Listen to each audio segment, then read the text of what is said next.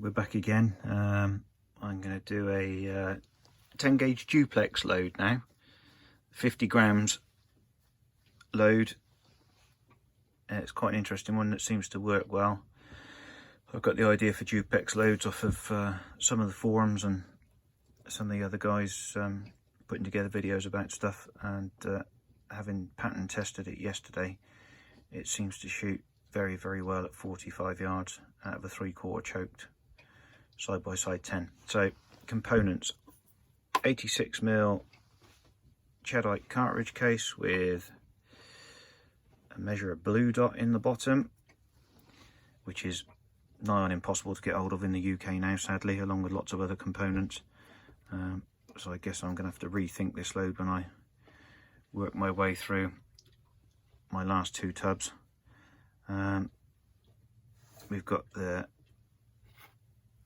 Galandi gas seal going on top of the powder, the Clay and Game, or the fibre wad cup supplied by Clay and Game, 49mm, two 16 gauge fibre capped cork cards that go in the bottom as a cushion and a filler. Add that into the stack, and we'll just get that down. There we go, just cinch that down nicely. Let me find out what size those 16 gauge cards are if I can. They are 4mm. They're 4mm each, so I'm putting 8mm of cork in the bottom, capped fillers. And then we've got our 25 grams of tungsten, just over, which is number 6 shot, sitting nicely in there. And pre-measured 25 grams of steel number 4s. Get those in. There we go. Again, it's the 49mm fibre wad cup, and I put 3 slits in, just with a sharp Stanley blade. I tend to go in at an angle, so it's not a 90-degree cut to the wall, it's at an angle to allow a bit of overlap. There we go. And then for this one, to get the stack height, I just top off with two 16 gauge overshot cards. I'll even see if I can find out what thickness they are to add into the top. These obviously haven't been sent off for proof, so I don't actually know what pressures they're producing. They don't recoil particularly heavily. Apparently these are 16 bore 1/11 of an inch. Very odd measurement, but there we go, that's what it says they are.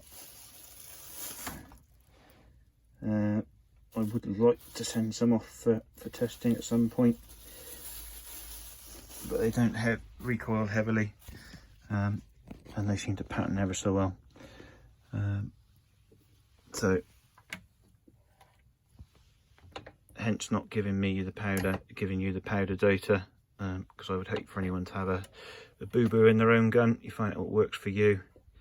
So I put the pre-crimp on, get the crimp starter, and then put it over to the crimp finish, and hopefully we'll get a relatively nice crimp go together on this. I would like one of those fancy gap finishing tools that puts that lovely roll on these. I may well invest in one yet, but not a bad crimp as it goes. So there we go, there is one 25 gram TSS tungsten super shot duplex load. Yeah, if anyone's got any tips or helpful how to get that crimp slightly better,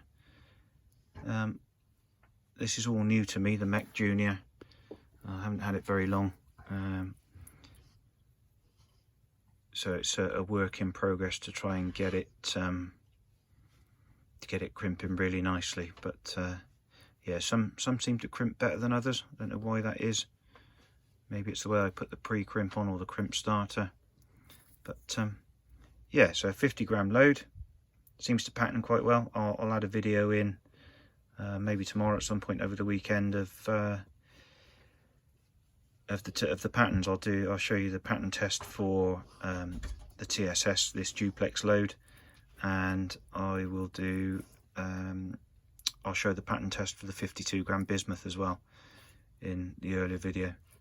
There we go. Bring on the wildfowl season. Have a great weekend.